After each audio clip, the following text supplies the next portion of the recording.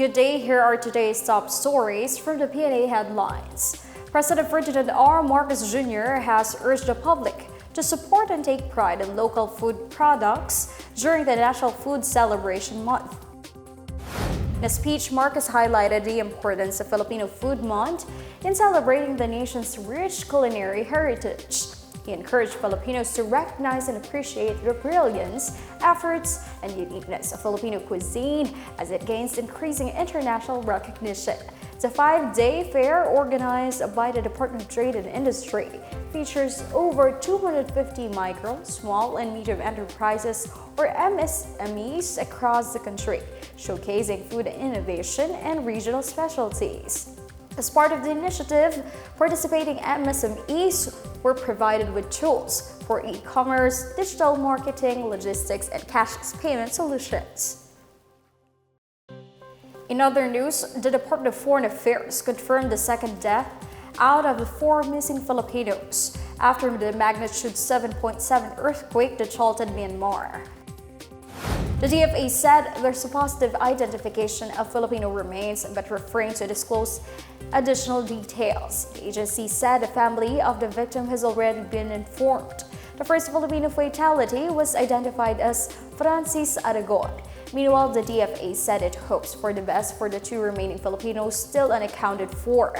Earlier, 4 Filipinos were reported missing after the Sky Villa condominium collapsed due to the powerful earthquake on March 28. Just in time for the expected influx of commuters for the upcoming Holy Week, the Land Transportation Franchising and Regulatory Board, or LTFRB, has issued special permits for over 1,000 buses. LTFRB Chairperson Teofilo Guadis III said around 1,018 special permits have been issued, which will be valid from April 11 to 27 to cover the Holy Week exodus.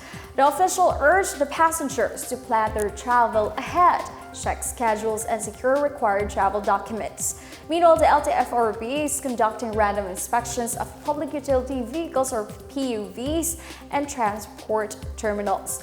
It said this will help ensure the validity of operator documents, verified vehicle markings, and safety accessories.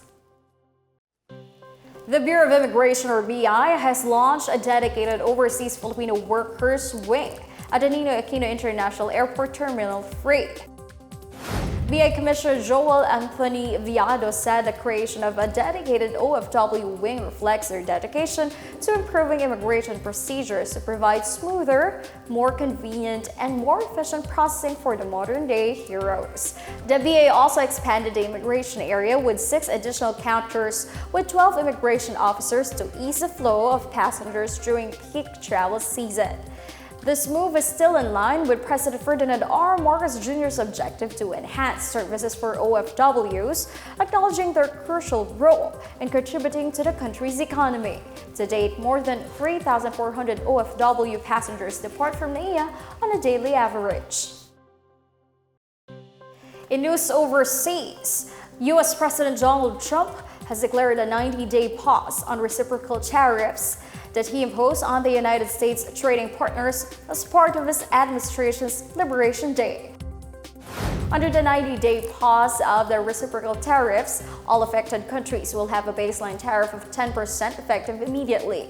He cited ongoing negotiations with more than 75 countries on the imposition of the tariffs.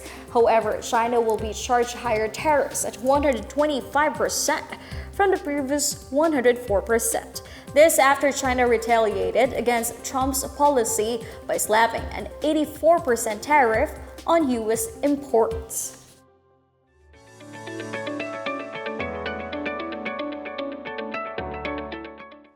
In our business news, the Department of Trade and Industry said the Philippines will not retaliate against the reciprocal tariff imposed by the United States.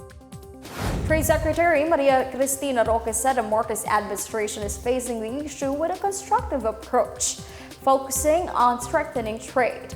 Roque floated the possibility of lowering tariffs on U.S. imports as a gesture of goodwill. She said this may open discussions on a potential free trade agreement that would eliminate tariffs and enhance economic cooperation.